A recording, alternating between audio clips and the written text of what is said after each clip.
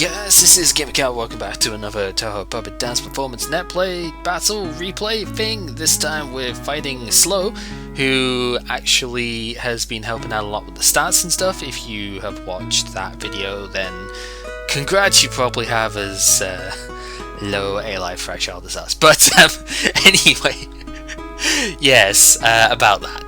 Yeah, we've been poring over the Japanese game a fair bit with those stats, and we found some pretty interesting stuff, some of which you may actually see here, because a couple of these puppets are within the stats that we have not looked at yet. So, a quick look on Slow's team actually first, because Slow is using 6 things we have not seen yet, which I was like, kudos to that. Kinda keeps me on my toes a bit, because I have no idea how half of the stuff is meant to be doing here. Actually, that's not strictly true. I know what some of them are supposed to be for, because some of them are like top 100 stuff, I guess. But Star, I didn't really know exactly what she'd do outside of setting up. I was going to say the sun because it's Aurora, but it doesn't boost fire, it boosts light, so I don't know. She sets up a field, and Komachi, I don't really know what she does. Ichirin, she was, I know the defense Ichirin is pretty strong overall. The power Ichirin is, I guess, a little bit faster, but a lot less sturdy than the other Ichirin, so it's kind of interesting. But I didn't really know what to expect from the power one. And, well, Yuki I had seen in I guess unreleased games of Ross vs Source, because Ross used her in one of the teams, and she's a pretty good sheer force attacker, to be honest. Note, in this game, sheer force does not negate life orb recoil, or I should say straw doll's recoil, so you can't do the same thing as you would with Nidoking, say in the Pokemon games, where you basically have an attack that's affected by sheer force and it doesn't give you the 10% damage off of life orb. That actually does happen in this game, so yeah. My team is more or less designed with the first 3 for countering pretty much any lead that you could ever hope to use in terms of setting up hazards and stuff like that, and then the rest of them to round out the weakness resistant stuff, with the emphasis being on Kogasa to sweep in the end. Kogasa's actually not very powerful, at least not the way that I've trained her to be. I've trained her more in HP and physical bulk, and she has smoke deployed to help with that too, because Fairy Dance is her thing, and at least assist Kogasa is Fairy Dance. And yeah, that's basically Quiver Dance, so special attack, spread attack, spread defense, and speed up. So her focus defense is a little bit vulnerable, so I tried to buff that as much as I could. And, well, she doesn't hit very hard. Let's put it that way. She needs multiple boosts before she can actually hit respectably, and that is something I may need to look at in the future. I might need to raise a different one with a different spread to try and be a bit more immediate on stuff, but hey, that's what we get for trying stuff out, right?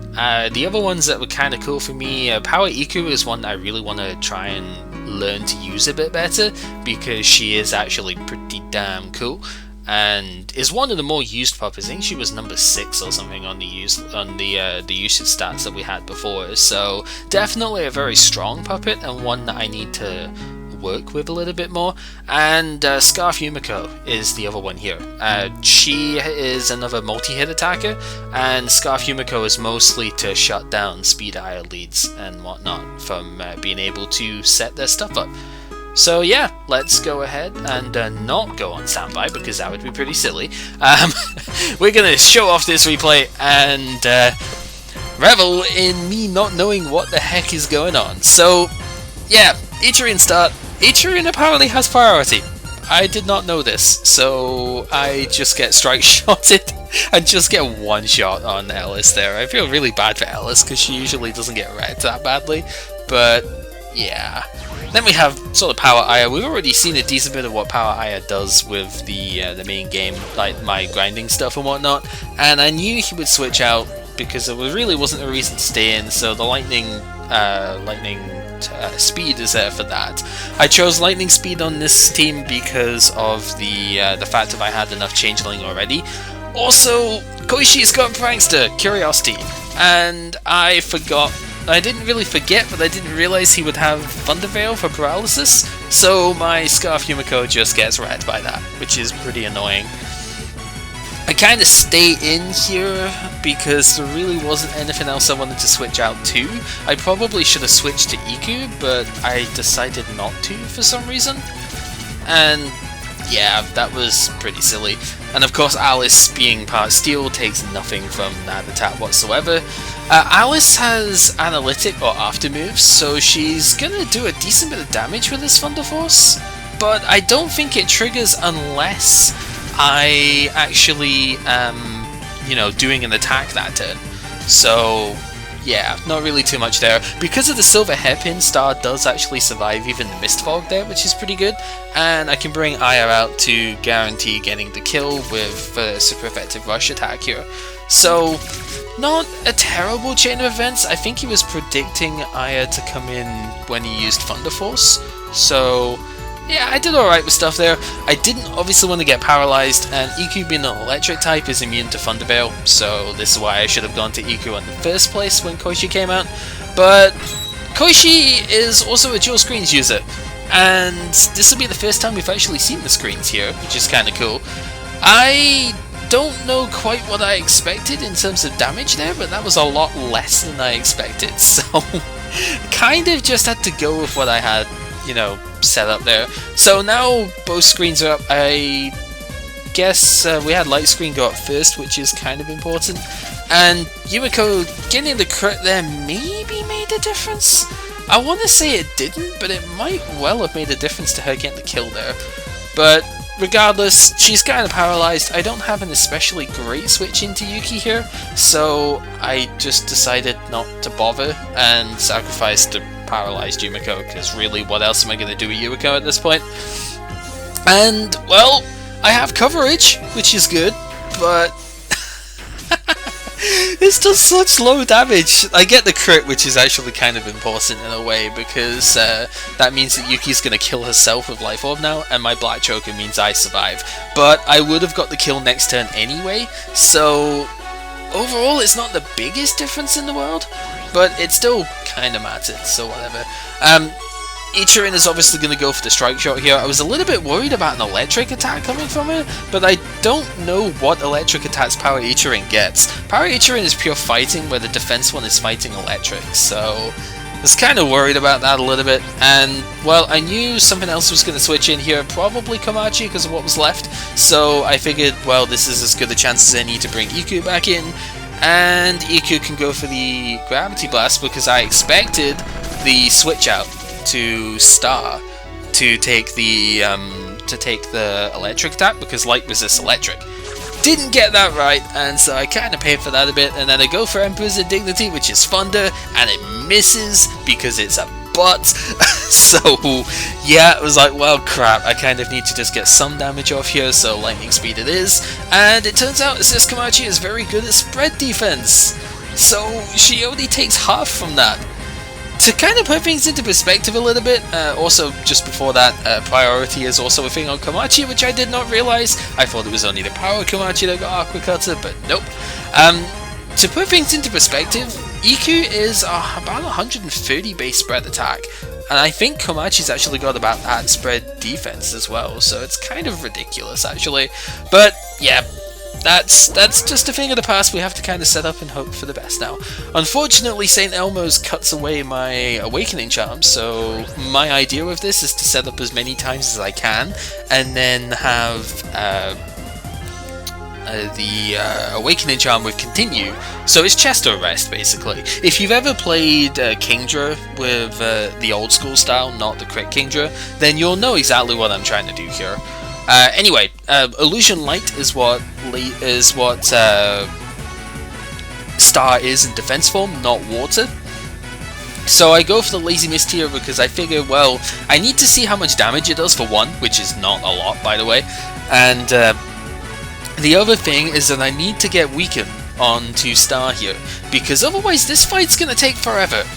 Because Star being able to heal this she isn't really going to be able to do very much damage to me, but if she's capable of healing with recover and whatnot, this is going to take ages to do. And I really don't want to be in a situation where I'm forced to use rest without the Chesto Berry, if you like, because then I just kind of lose to, say, Ichirin switching in, because Ichirin is really quite powerful, and yeah, I don't want that situation. Star getting the Revolving Illusion there would probably have been the play to keep going for, but Star Flare does have a 20% chance of lowering my accuracy, so that might have been what Slow was going for there. I get the 20% flinch there, which kind of sucks, because that does mean that I take less damage there, and of course I got the weaken before as well, after 3 attempts? One of them was on a sub, so I'd guess, yeah, it was 3 goes, because the 4th attack was on the sub, so that kind of finished off things there. And had I taken a bit more damage, Shadow Javelin would have killed me there, which would have been really sucky, so I'm definitely grateful for that flinch. I'm pretty sure I wouldn't have been able to sweep with Kogasa had I not gotten that, and I actually don't know if I had anything left to deal with Ichirin at that point, because Star was really weakened, Aya was already down, Elis of course wouldn't have survived anyway, and yeah, Iku was probably too weak as well, so I think that flinch may have made the difference in the win there. Very close game regardless though, that was an interesting team to say the least. Not really knowing half of what was capable of being used is a very big flaw. Like, my team is much more... In fact, I think my team is entirely within the top 100 stuff that we were seeing, so in theory at least, you would be able to know almost everything about what my team actually is, right? Just based on what we've seen from the stats. But stuff like Defense Star, Assist Komachi don't really show up. I don't even think Power Ichirin shows up at all. So there was a lot more... I guess there was far more unknown factors within Slow's team, which was really cool. And there was definitely decent play in there as well. Playing around Power Aya for the most part was extremely good, because Power Aya is one of those puppets that people have definitely found difficult to deal with. I haven't actually had to deal with it yet because nobody's used it on me, but I've used it in a few of my teams and it's definitely a tough one to handle. It's got a lot of good coverage and it hits hard despite not having the greatest stats. It's kind of like Cinchino that way. You've got like 125 base power stabs on both sides and you've got the same 125 base power earth attack to go with it. It's a bit silly, really, and yeah, she can do a ton of damage, so kudos to playing around her as well as you did. So, with that said, this has been Gamer Cow, showing off a replay in Touhou Puppet Dance Performance, and next time we'll show off a different play with somebody else. Until then, take care.